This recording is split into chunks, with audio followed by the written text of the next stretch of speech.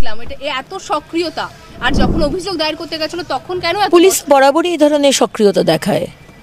যখন কালকে 4টের সময় যখন মেয়েটির পাওয়া যাচ্ছিল না, নিরুদ্দেশ হয়েছিল, এবং তারপরে যখন তার বাবা মা এই থানা থেকে ওই থানা দৌড়ে বেড়াচ্ছে এফআইআর করার জন্য, তখন এই সক্রিয়তা পুলিশের কোথায় ছিল?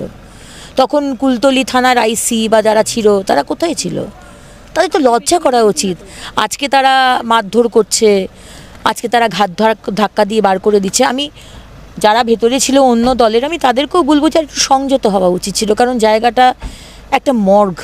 সেখানে একটি বাবা তার সন্তানকে হারিয়েছে, তার কোনো বুড়ো সন্তান নয়, তার বাচ্চা মেয়ে 9 বছরের। সেখানে আমাদের রাজনৈতিক এটা একটুখানি কম করে ওই অ্যাম্বিয়েন্সটা ঠিক রাখা উচিত ছিল, একটু সম্বার হওয়া উচিত ছিল। কিন্তু সেখানে এত চিৎকার চেঁচামেচি, অশান্তি, পুলিশ মারধর করছে, তো এটা আমার মনে হয় এটা খুব আনকল্ড ফর। আচ্ছা দিদি, যেই দাবি নিয়ে এখানে তুমি এসেছিলে যে দেহ সংরক্ষণে, সেই দাবি কি হলো? আমরা সেই দাবি, হ্যাঁ, আমরা সেই দাবি রাখতে পেরেছি। আমরা পুলিশকে চিঠি দিয়েছি, মানে তার মেয়েটির বাবা সই করেছেন, এবং বলা হয়েছে বডি সংরক্ষণ করতে হবে। এখন আজকে তারা পোস্টমর্টম করেনি, তারা কালকে বলছে করবে। কাল রবিবার, তারা কালকে করবে না সেটা বলতে পারবো না।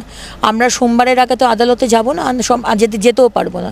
সোমবারে আদালতে যাই, তারপর রিট পিটিশন করে আমাদের যারা বিজেপির আইনজীবীরা আছেন তারা সমস্ত ব্যবস্থা করে আদালত থেকে পারমিশন নিয়ে আসবো যে আমরা বডি প্রিজার্ভ করে আমাদের নিউট্রাল কোনো কেন্দ্রীয় হসপিটালে আমরা পোস্টমর্টম করাতে চাই, এবং সিবিআই তদন্ত চাই। আমরা চাই এটা সিবিআই তদন্ত হোক, কারণ প্রত্যেকবার অভয়াদের মারা হবে, খুন করা হবে, এভিডেন্স ট্যাম্পার করা হবে, আর মুখ্যমন্ত্রী আপনি বলবেন যে কিছুই হয়নি, সঞ্জয় রয়ের মতো সিভিক ভলেন্টিয়ার করেছে, আর কেউ করেনি।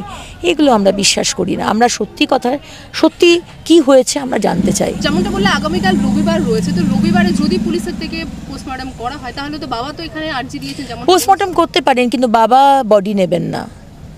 বাবা বডি নেবেন না, পরিবার বডি নেবেন না, তার বাবা বডি নেবেন না। পোস্টমর্টম করে তো বডি বাবাকে দেবে, তো সেই বডি নেবে না।